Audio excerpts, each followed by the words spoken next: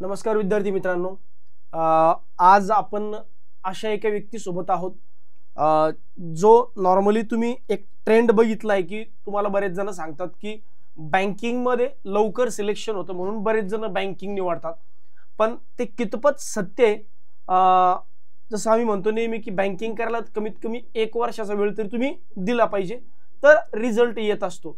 पण या सगळ्या गोष्टी ज्या आहेत त्या मोडीत काढून असा एक विद्यार्थी ज्याने 7 ते 8 महिन्यामध्ये फायनल रिझल्ट आणला, अशा विद्यार्थ्यांसोबत आपण आज चर्चा करतोय. मी पुन्हा एकदा सांगतो की प्रत्येकाला हे जमणं शक्य आहे का? तर मी म्हणेल की असं प्रत्येकाला शक्य नाही, पण याने असं नेमकं काय केलं की ज्याचा निकाल 7 ते 8 महिन्यामध्ये फायनल सिलेक्शन झालं, तर त्याच्याकडूनच आपण जाणून घेऊया. स्वागत करूया अभिषेकचं. अभिषेक पांडे सध्या SBI मध्ये त्यांचं आता फायनल सिलेक्शन झालं. तर अभिषेक, तुझी पूर्ण ओळख करून देशील आम्हाला?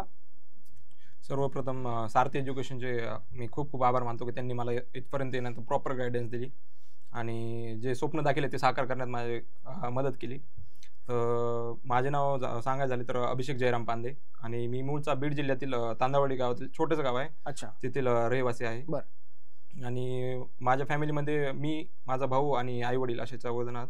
अच्छा. आणि माझे वडील शेतकरी आहेत. अच्छा, शेती आणि जोडधंदा म्हणून आमचा दुग्ध व्यवसाय आहे. बरं बरं बरं. आणि माझे पहिले ते ग्रॅज्युएशन पर्यंत शिक्षण बीडला झालेलं आहे. अच्छा. आणि ग्रॅज्युएशन बीड म्हणजे शहरामध्ये की गावात? पहिली ते 4थी माझं गावामध्ये झालं.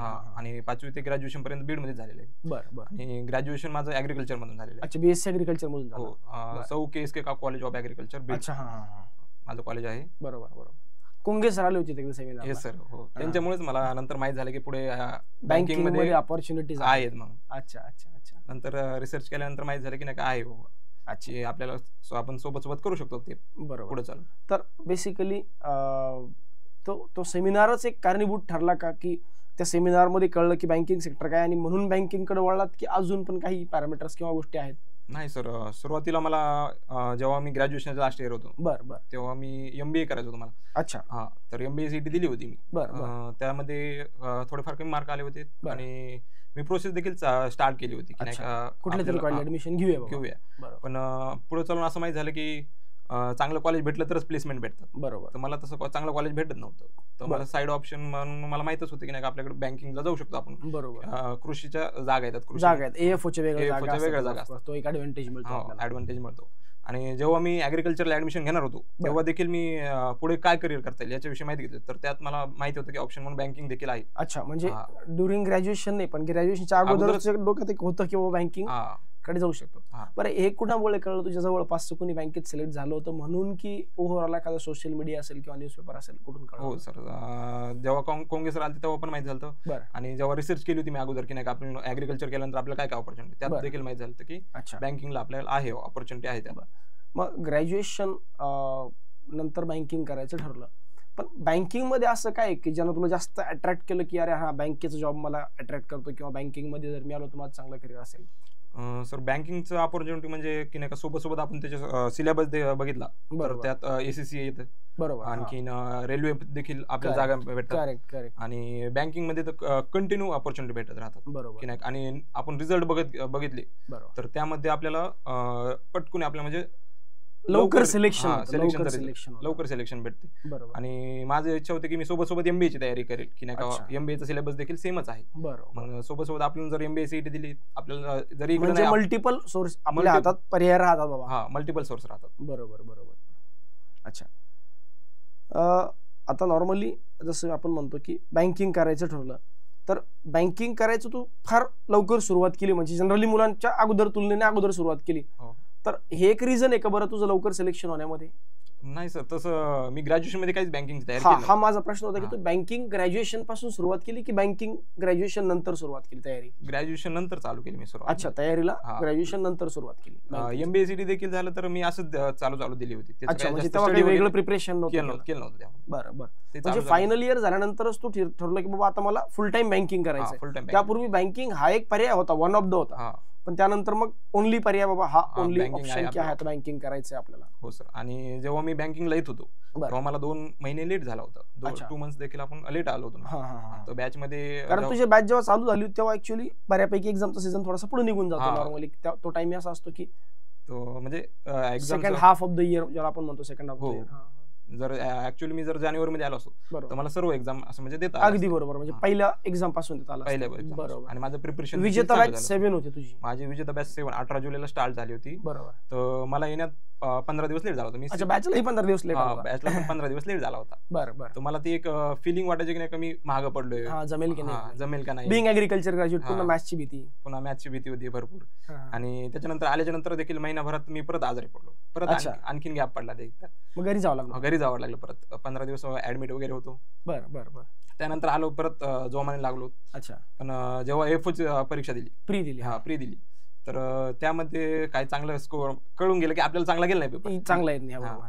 तर तेव्हापासूनच मग नाही का एक मनात रिग्रेट तयार झाला की नाही का आपण ज्या लेवलला आहे स्टेजला आहेत त्यामध्ये आपण नाहीत आहात आणखी. बरोबर. आणि ते रिग्रेट केल्यामुळे मला स्पीड आली. म्हणजे मी तयारी चांगली इगोवर घेतलं. इगोवर घेतलं. आणि तिचं डेडिकेशन तेव्हापासून निर्माण झालं की मला नाही करून दाखवायचं, आता काहीतरी करून दाखवायचं की आपण नाही आपण मागं नाही पडायचं. बरोबर. आणि ज्या टायमाला आपण आपल्या लेवलला किंवा स्टेजला रिग्रेट करतो, हेट करतो आपण ते, बरोबर, तेव्हाच तुमची ग्रोथ होणार. अगदी बरोबर. आपलं वाईट वाटलं पाहिजे ना. वाईट वाटलं पाहिजे. वाईट आपण वाटलं पाहिजे. जे कम्फर्ट झोन आहे त्यातून बाहेर निघलं पाहिजे. असं मला वाटतं. खरं. आणि जेव्हा वाईट तर वाटलंच पाहिजे. वाईट वाटलं तर आपली ग्रोथ होते. आणि जेव्हा मी बँकिंगला आलो होतो म्हणजे येणार होतो तेव्हा घरचे देखील म्हणायचे मला घरूनच कर की नाही का, तू घरून प्रिपरेशन ऑनलाईन कर. पण 4 वर्ष मी घरीच होतो नाही का. अच्छा. आणि मी जेव्हा ग्रॅज्युएशन करत होतो तेव्हा मी घरचे काम करूनच करत होतो की नाही का. अच्छा. शेतीतलं काम जमतं तुला. हो. अच्छा. शेतीतले काम करतच केलेले ग्रॅज्युएशन. अच्छा. पण एवढं माहित झालं की आपण घरी जर राहिलो तर आपल्याला प्रिपरेशन होणार नाही. त्याच्यामुळे बाहेर पडण्याचा निर्णय घेतला. आणि घरच्यांना म्हणलं की नाही का मला 3 वर्ष द्या. म्हणजे सुरुवातीलाच 3 वर्ष घेऊन आला.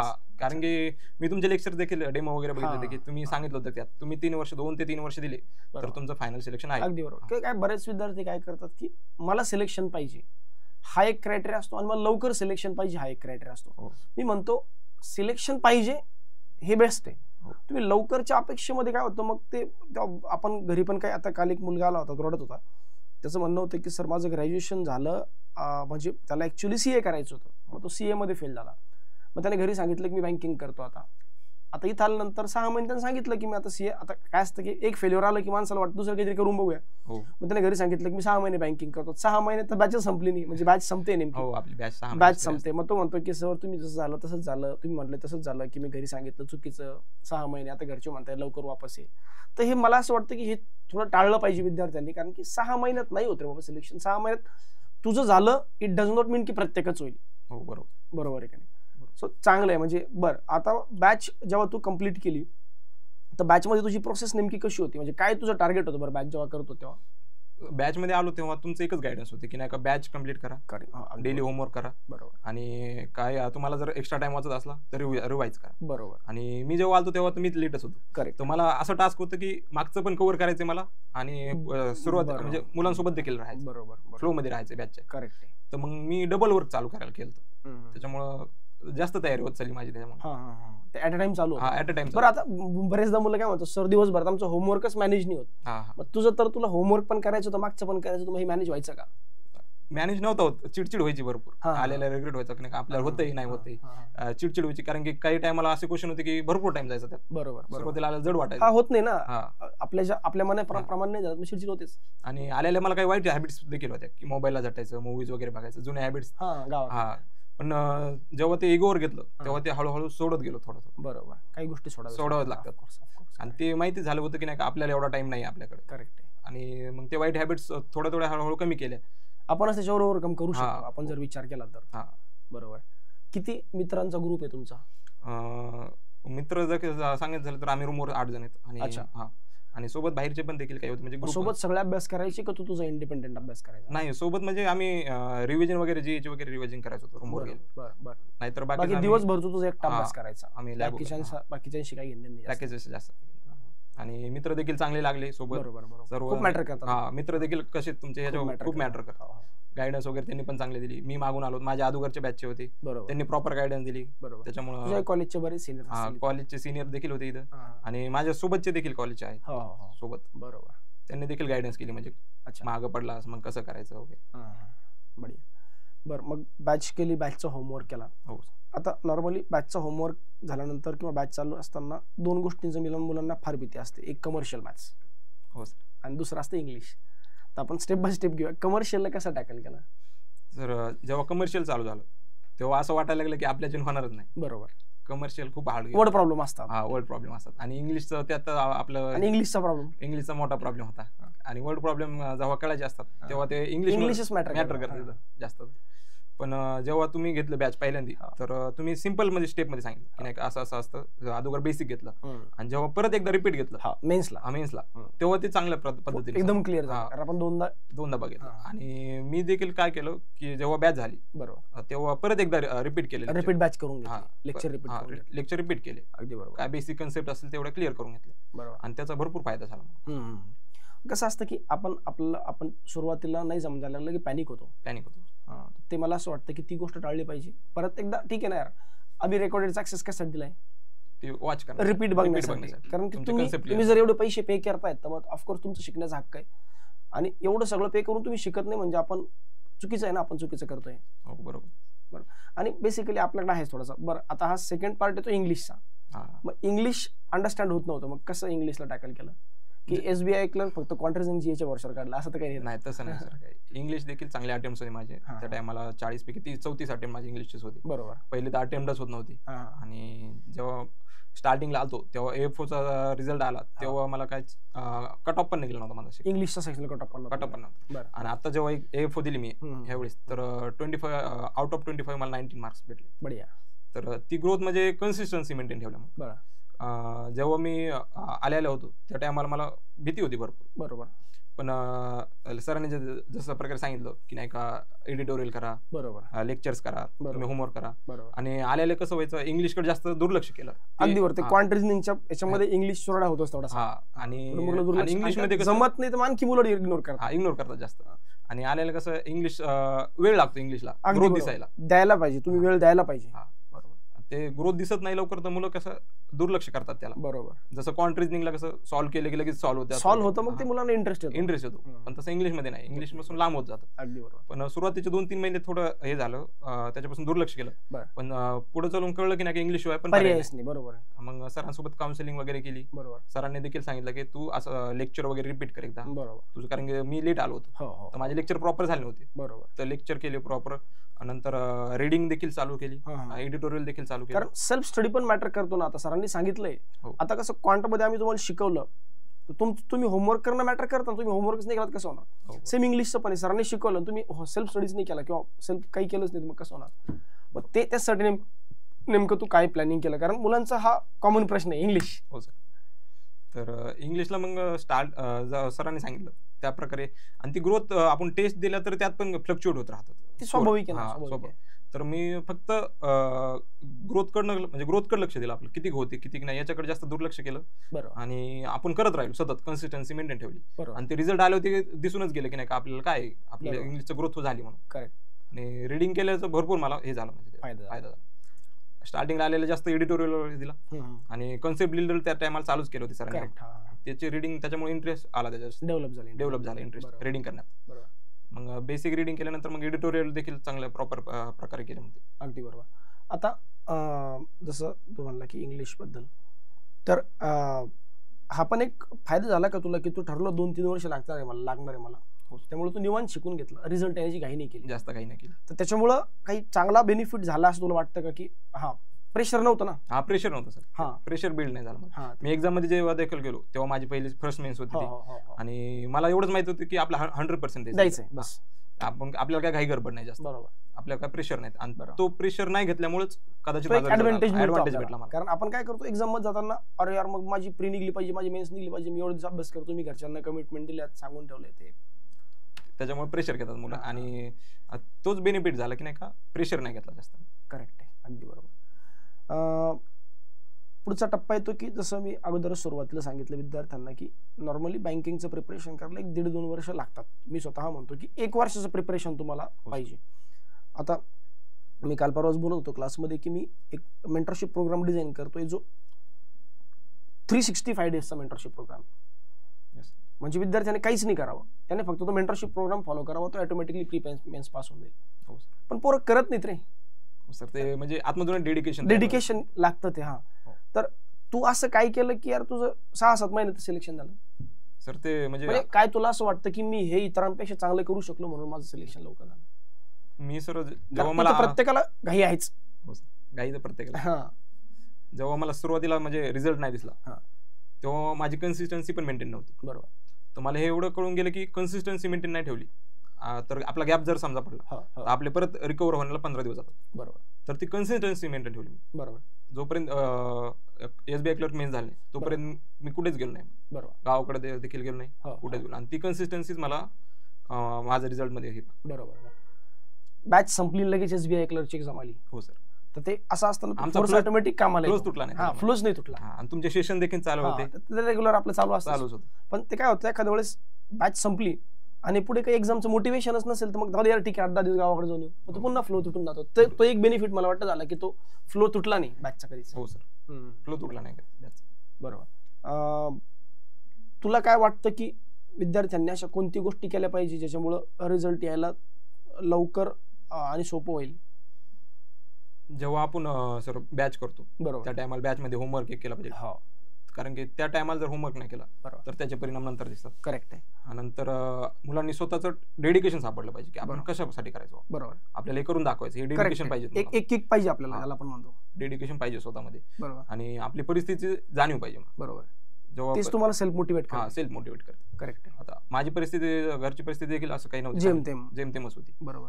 पण स्वतःमध्ये एक डेडिकेशन केलं होतं की नाही का आपल्याला करून दाखवायचं. बरोबर. आणि लहानपणीपासून काही असं मोठं काही जास्त केलं नव्हतं. म्हणजे बरोबर की नाही का आपल्याला असं काही मोठं केलं की आपल्या घरच्याने आपल्याला हे करावं, गर्व करावा काही असं. बरोबर. तर ते करून दाखवायचं एक मोटिवेशनच होतं. अगदी बरोबर. आणि ते प्रत्येक स्टुडंट मध्ये जर असलं पाहिजे आपल्याला स्वतःला सिद्ध करता आलं पाहिजे. कारण एंड ऑफ द डे तुम्ही जेव्हा इतरांना फसवता मॅटर नाही करत, पण तुम्ही स्वतःला फसवताय तर खूप मॅटर करतो. आपल्याला वाटतं ना रिग्रेट एखाद दिवस जरी खराब गेला तर वाटतं आपलं अरे यार आज चुकीचं वागलो आपण. आणि ते जर तुम्हाला जेव्हा फिलिंग येईल की आपण चुकीचं वागलो तेव्हा तुम्ही पूर्ण डेडिकेशन ऑटोमॅटिक ते सेल्फ मोटिवेशन मिळतं. की मला पण असं कधी कधी वाटायचं की नाही का मी समजा कुठं हे केलं म्हणजे टाइमपास केला कुठे, तर मला ते रिग्रेट व्हायचा की नाही का नाही आपण चुकीचं केलं काही. करेक्ट आहे. त्याच्यामुळे ते सेल्फ रिग्रेटच मला नाही का मोटिवेशन झाला माझं. करेक्ट आहे. बढिया, खूप छान. असं काय की जिथं मुलं न्यूनगंड बाळगतात पण तो ऍक्च्युली नाहीये. न्यूनगंड म्हणजे सर कसं? म्हणजे जिथं आपण स्वतःला कमी लेखतो पण ऍक्च्युअली तसं नाहीच ना. हो सर. म्हणजे मी आलेलं मला काही असं वाटत नव्हतं की मी करून दाखवली असं. मी पहिल्यापासून भीती होती की नाही का माझी की नाही का आपला रिझल्ट यायला भरपूर वेळ लागतो, भरपूर एज. आपण खेड्यातून शिकलोय, BSc ऍग्रिकल्चर आहे, मग मॅथ्सची भीती, इंग्लिशची भीती. तर हीच भीती नाही का मुलांना मागं टाकते. बरोबर आहे. पण जे ऍक्च्युअली जेव्हा मी इथे आलो तेव्हा रिझल्ट दिसले, कन्सिस्टन्सी पोरांनी मेंटेन ठेवले आणि 6-6 महिन्यात देखील रिझल्ट दिसले, कुणाचे वर्षभरात दिसले, कुणाचे 4 वर्ष, असं म्हणजे टाइम तर गेला पण रिझल्ट नक्की आले. येते ना 100%. आणि तुम्ही देखील ते मोटिवेट केलं होतं, आम्हाला गायडन्स दिली होती की नाही का तुम्ही जर प्रॉपर वेळ दिला तर तुमचं सिलेक्शन नक्कीच होणार, कन्फर्म होणार. तर आपण जो न्यूनगंड बाळगतो तर तो म्हणजे आपण करू शकत नाही. ऍक्च्युअली तो नाहीच आहे. तो नाहीच आहे. ते आपल्या सेल्फ आपण स्वतःच्या मनाने क्रिएट केलेली चुकीची सिच्युएशन आहे. चुकीची सिच्युएशन. बरोबर. प्री मध्ये स्कोर नाही वाढत बरेचदा मुलांचा. टेस्ट देतात, खूप टेस्ट देतात, स्कोर नाही वाढत. मग त्यासाठी तू नेमकं काय केलं होतंस? तर मी टेस्ट लवकर दिलीच नव्हती सर पहिले म्हणजे. कारण की बॅच संपली, नंतर क्वांटचा ठोकळा एक होता तो एक सॉल्व्ह केला. आपल्या बुक्स मध्ये क्वेश्चन होते ते रिपीट एकदा सॉल्व्ह. करेक्ट. आणि परत PDF मेंटरशिपच्या PDF त्या देखील सॉल्व्ह. मुलं इथं चुका करतात असं वाटतं. आणि जेव्हा मला असं वाटलं की माझं क्लिअर झाली सगळं 60 to 70% माझे डाऊट्स क्लिअर झाले, तर मी टेस्ट द्यायला चालू केली. आणि काही मुलं लगेच बॅच संपल्यावर टेस्ट द्यायला चालू करतात. स्कोर रिझल्ट स्पीड वाढत नाही. आणि तुम्ही सतत सांगत होतात की नाही का जेव्हा तुमची बॅच होईल तेव्हा 1 महिना तुम्ही प्रॅक्टिस केली पाहिजे. अगदी बरोबर. आणि तेच फॉलो केलं म्हणून 1 महिना प्रामाणिकपणे तुम्ही ऑफलाईन 1-1.5 महिना प्रॅक्टिस करा, ऑटोमॅटिक स्पीड वाढते. ऑटोमॅटिक. पण मुलं काय करतात लगेच टेस्ट द्यायला चालू करतात. मग त्याने स्पीड वाढत नाही, मग आणखी रिग्रेट होतं, आणखी भीती वाढ, अरे काही खरं नाही आपलं, आणि स्कोरने डिमोटिवेट होत डिमोटिवेट. त्याच एक्झॅक्टली. आणि जेव्हा तुमचे कन्सेप्ट क्लिअर असतात तेव्हा ऑटोमॅटिक तुमचे कन्सेप्ट क्लिअर होत होत तुमचा स्कोर देखील वाढतो. आणि टेस्ट ते काम करतेच. तुमचे जर बेसिक कन्सेप्ट क्लिअर असले तर तुमचे नंतरचे जेवढे पण डाऊट्स आहेत ते टेस्टमध्ये क्लिअर होतात. करेक्ट, अगदी बरोबर. कुठल्या स्टेजला असं वाटलं की आता मेन्स केलं पाहिजे, की तसं वेळच नाही मिळाला SBI क्लर्कमुळे? तसा वेळ पण नव्हता मिळाला स्टार्टिंगला, पण जेव्हा मी SBI क्लर्क प्री दिली तेव्हा असं जाणवलं की आपण होऊ शकतो. आणि तुम्ही देखील सांगतो की एवढा कॉम्बो झाला तर तुम्ही करू शकता, बिनधास्त तुम्ही मेन्स करा. आणि आपले सेशन चालू झाले जानेवारीमध्ये, आपली बॅच चालू झाली होती. तर ते सेशनचा खूप फायदा झाला SBI क्लर्क. फ्लो टिकून राहिला आणि त्यात सॉल्व्ह केले, PDF वगैरे सॉल्व्ह करत राहिलो. आणि जेव्हा SBI क्लर्क मेन्सचा रिझल्ट आला तेव्हा टेस्ट द्यायचं चालू केलं. लास्ट 10 डेज टेस्ट दिल्या, पण स्कोर कमी येत होता, पण टेस्ट देत राहतो. म्हणजे असं नाही की रिग्रेट केलं की नाही आपला कमी होते, आपण टेस्ट द्यायचं नाही. बरोबर, टेस्ट देत राहिलो. बरोबर. आणि तोच फायदा झाला की ऍक्च्युअल टेस्ट मध्ये जेव्हा गेलो तेव्हा असं वाटलं की आपण करू शकतो. करेक्ट. आणि ते फ्लो मध्ये होऊन पण गेलं तेवढं. पुन्हा एक विषय, असं प्रेशर नव्हतं की आपल्याला करायचं असं काहीतरी लवकर व्हायचंय असं. खूप छान, खूप छान. तर खूप चांगल्या पद्धतीने अभिषेकने आपल्याला सांगितलं की, आणि तो सहजतेने किती बोलतोय बघा, कारण की त्याने ते फील, ते अनुभवलंय ना, तो खूप सहजतेने पास झाला, तर सहज बोलतोय. तर मला असं वाटतं की खूप अप्रिशिएट आपण त्याला केलं पाहिजे. इंटरव्ह्यू कसा वाटल्याच्याबद्दल तुम्हाला कमेंट बॉक्समध्ये नक्की सांगायचं की तुम्हाला किती गोष्टी छान क्लिअर झाल्या. अजून इंटरव्ह्यू संपलेला नाही, त्याचे काही प्रश्न आहेत. जसं त्याने मला म्हटलं, सर मी इंटरव्ह्यूमध्ये काही प्रश्न विचारू शकतो का? म्हटलं हो विचार. तर त्याचे काही प्रश्न आहेत, त्याचे तो माझ्याकडनं काही उत्तर मागतोय, म्हणजे त्याला अपेक्षित आहे की सर तुम्ही माझ्या प्रश्नाचे काही उत्तर द्या. तर जसं तुम्हाला विचारत होता की काय काय प्रश्न तुझे आहेत. आता सर माझं सिलेक्शन झालेलं आहे. बरोबर. तर सिलेक्शनच्या नंतर प्रोसेस काय असते याच्याबद्दल तुम्ही सांगू शकता? अच्छा, सिलेक्शन नंतर नॉर्मली काय डॉक्युमेंट व्हेरिफिकेशन आणि मेडिकल असतं, पण ते असं असतं की ती फॉर्मॅलिटी आहे. आता ऑफकोर्स डॉक्युमेंट आहेच तुमच्याकडे सर्व, आणि एखाद दुसरं डॉक्युमेंट मागे पुढे असेल तरी तुम्हाला बँक देते, आणि त्यातलं SBI तर अशी की आणखी वेळ देणार, म्हणजे देणार, असा काही प्रॉब्लेम नाही, बिनधास्त तुम्हाला वेळ मिळतो. बाकी मेडिकल नॉर्मल असतं, ब्लड युरिन टेस्ट होतं, आणि अनलेस अँड अंटिल तुम्हाला काही फार मोठा आजार नाही. तसं नॉर्मल 99.99% मुलांना काही नसतंच. म्हणजे माझ्या ओळखीतलं तर आतापर्यंत हार्डली एवढ्या हजारो विद्यार्थ्यांमध्ये एखादा विद्यार्थी असेल ज्याला डॉक्युमेंट म्हणजे मेडिकलमध्ये इश्यू आला, तर इथे म्हणतात की जा ट्रीटमेंट वगैरे घेऊन या, नंतर काही प्रॉब्लेम नाही. आपल्याला बँकिंग मध्ये आता मी जेव्हा लागलो तर त्याच्यानंतर मला ऑपॉर्च्युनिटी काय आहेत? आता कसं आहे ना की 2 प्रकारच्या ऑपॉर्च्युनिटीज आहेत, की एक तुम्ही बँकेत राहून इंटरनल ग्रोथ कशी येऊ शकता, दुसरं तुम्ही हा जॉब करून अजून अभ्यास करून बाहेर कसं पडू शकता, किंवा दुसऱ्या ऑर्गनायझेशन मध्ये म्हणा, किंवा आणखी चांगलं काय अचीव्ह करू शकता.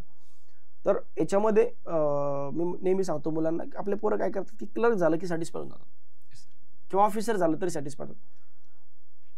तुमच्याकडे अभ्यासाचं मोमेंटम आहे ना, तुम्ही तो युटिलाइज करा ना जोपर्यंत तुमचं एज संपत नाही.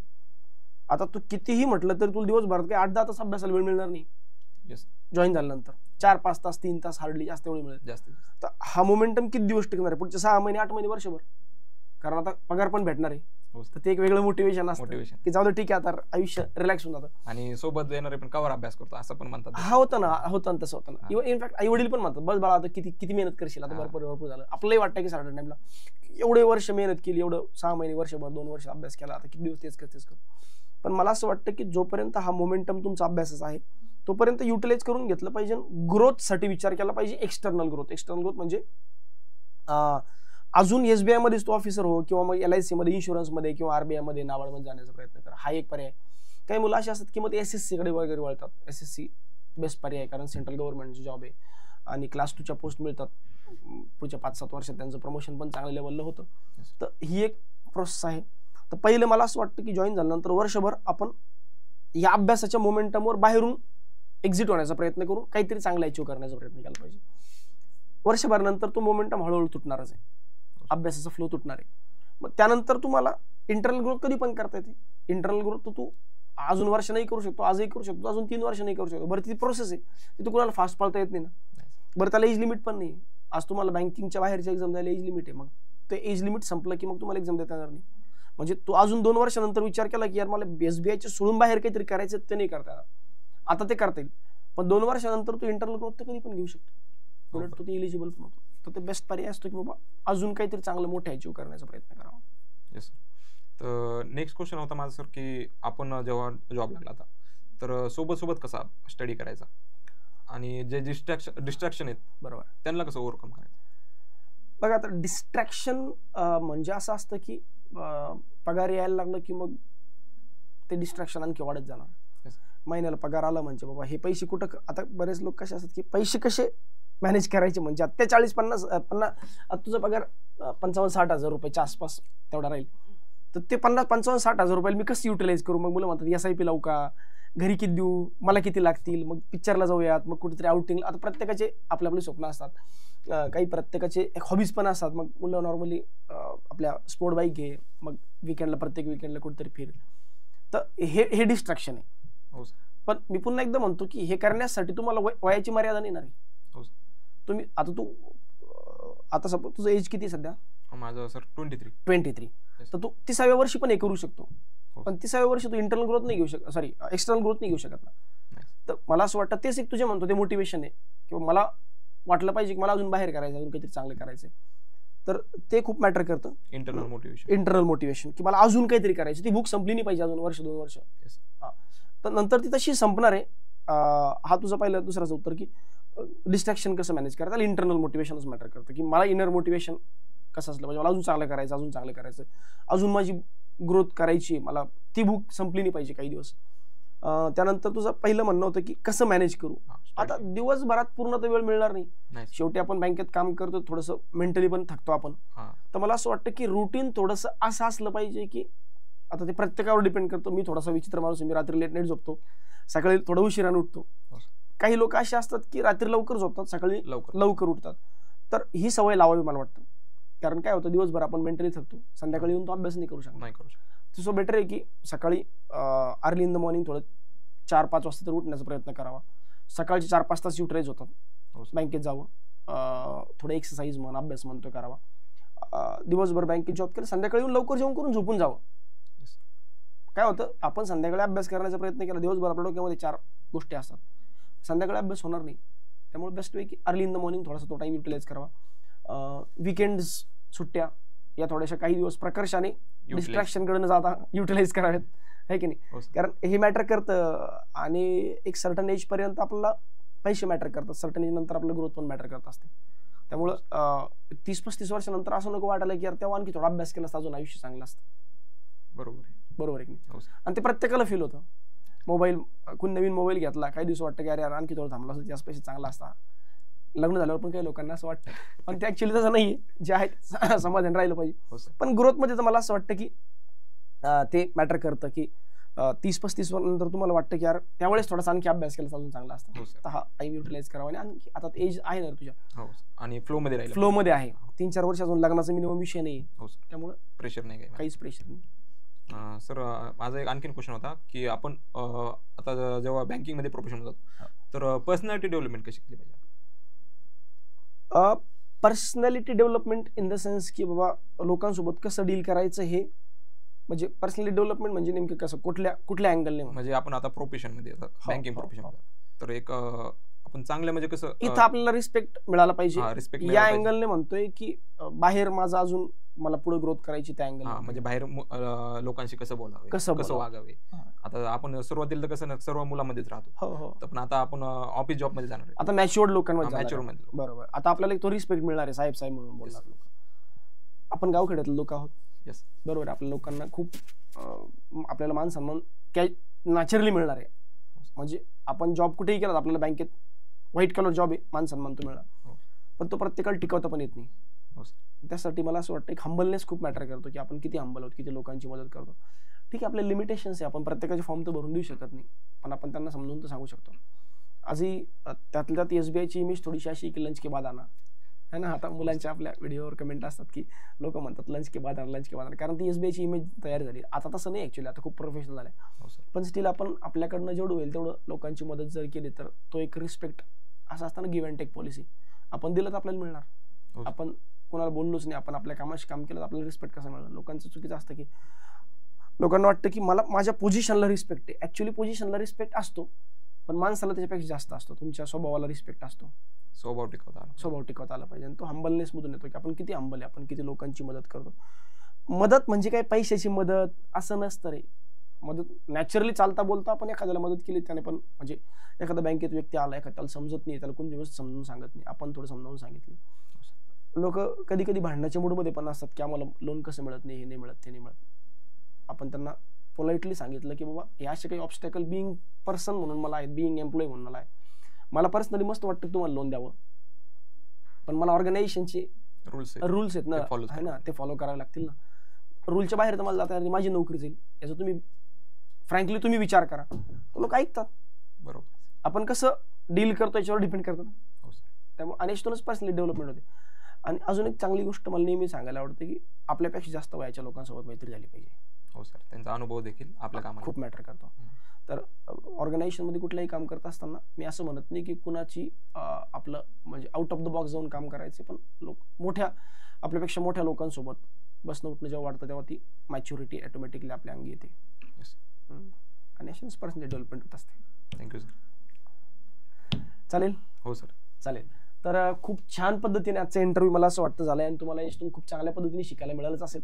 तर डेफिनेटली सांगा की हा इंटरव्ह्यू कसा वाटला तुम्हाला, काय तुम्हाला शिकायला मिळालं आणि त्याच्याकडून काय पॉझिटिव्ह आज घेता येईल. तर मला असं वाटतं की ती गोष्ट खूप चांगल्या पद्धतीने की प्रेशर घेऊन नाही जायचं, जगताना कॅज्युअली जगायचं, सहजतेने झालं पाहिजे. जॉब ही प्रायोरिटी असली पाहिजे, लवकरच जॉब आत्ताच पाहिजे, 6 महिन्यात पाहिजे, ही प्रायोरिटी नसावी. मान्य काही लोकांची परिस्थिती तेवढी नाही की वर्ष 2 वर्ष पैसे पुरतील, पण मला असं वाटतं तेवढीही परिस्थिती आता कोणाची नाही की पुरणार नाहीत. म्हणजे आपण थोडंसं लोन जरी घेऊन केलं तरी हरकत नाही, कारण काय होतं ते प्रेशर तुम्हाला जगू नाही देत. तर तुम्ही थोडंसं सहजतेने जर जगलात किंवा सहजतेने अभ्यास केलात, मला वाटतं सक्सेस मिळालं, थोडंसं सोपं जातं. बाकी अभिषेक तसा तो खूप फेमस झालाय, तो इंस्टाग्राम रील आपण त्याची त्याने स्वतःहून त्या पद्धतीने बनवून घेतले की छान पद्धतीने, आणि जवळजवळ 17-18 लाख लोकांनी इंस्टाग्रामवर त्याची तुम्ही रील बघू शकता. तर चांगल्या पद्धतीने त्यालाही पुढच्या भविष्यासाठी शुभेच्छा. त्या काय म्हणू शकतो आपण, त्या कल्चरमध्ये जाऊन किंवा मी खूप फेमस झालो म्हणून आता मला आता काही करायची गरज नाही असं तू करू नये. जसं तुझा स्वभाव आहे नॅचरली की मला ग्रो करायचंय, ती बुक माझी संपली नाही पाहिजे, यासाठी तुला पुढे भविष्यासाठी शुभेच्छा. आमचीही काही मदत लागली तर डेफिनेटली आम्हाला सांगशील. हो सर, चालेल. थँक्यू. तर सर्वांच्या वतीनं पुन्हा एकदा शुभेच्छा देतो आणि थांबतो. धन्यवाद.